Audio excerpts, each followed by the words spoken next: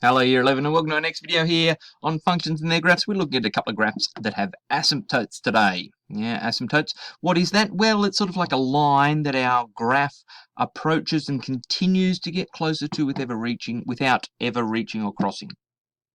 Okay, it's a line, usually horizontal or vertical line, that our function becomes increasingly closer to without ever crossing or reaching.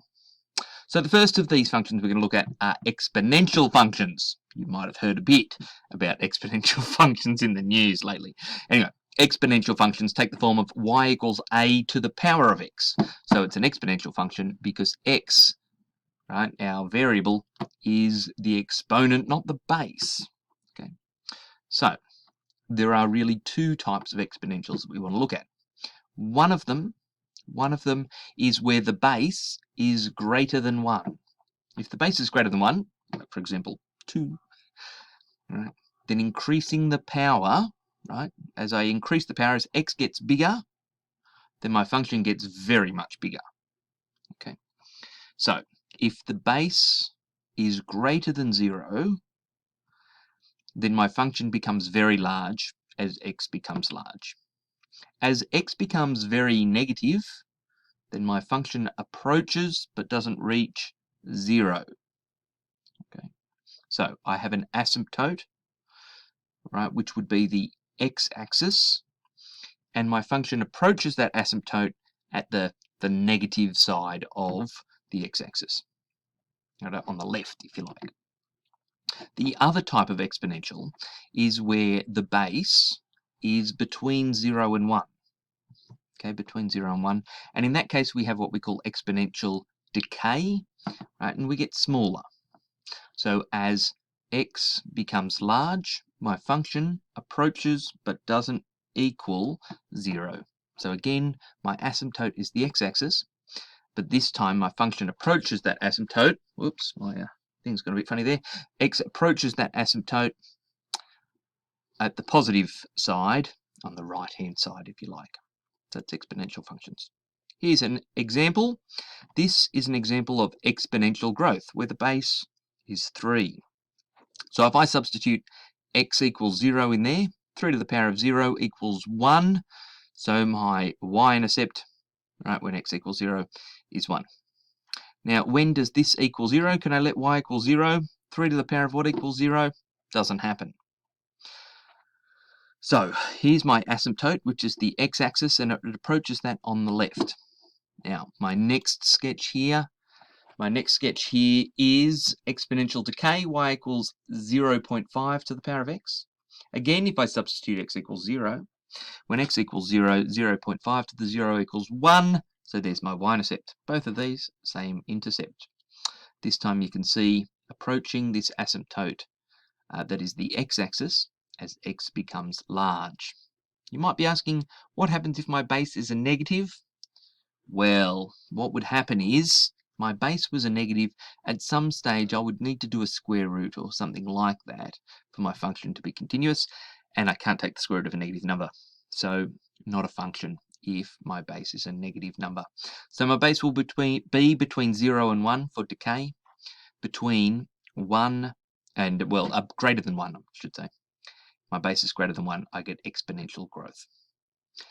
That's the first of our functions with asymptotes. My second one are called rectangular hyperbolas, or hyperbole, if you like.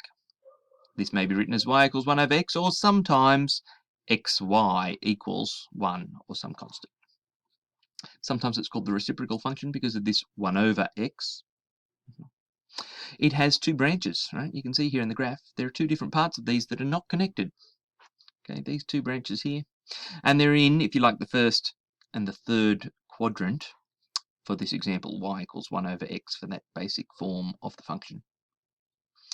You may observe from that function that it has two asymptotes, a vertical asymptote, which is the y-axis, and a horizontal asymptote, which is the x-axis.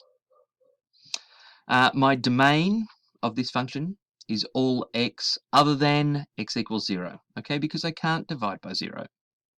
Any other number I can put in there, but not 0.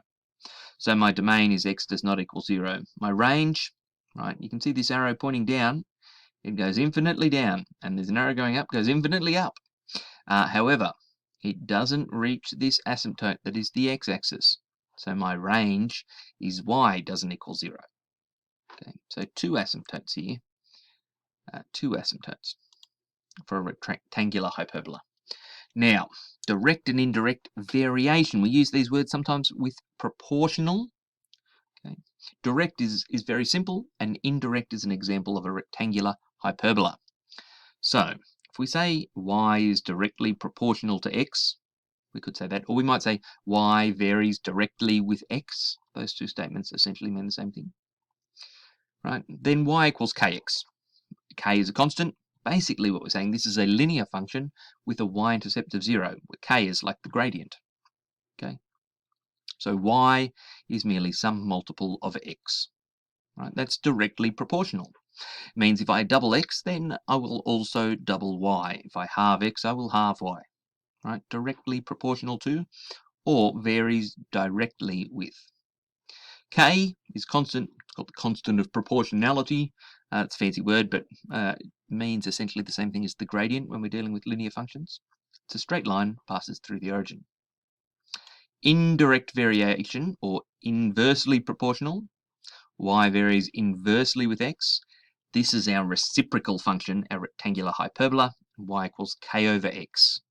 Okay, this time x is in the denominator, means x can't equal 0. K is the constant of proportionality, but we get a rectangular hyperbola with the x and y axes being the asymptotes. Often we only use that positive branch up there in the first quadrant, often for inversely proportional relationships.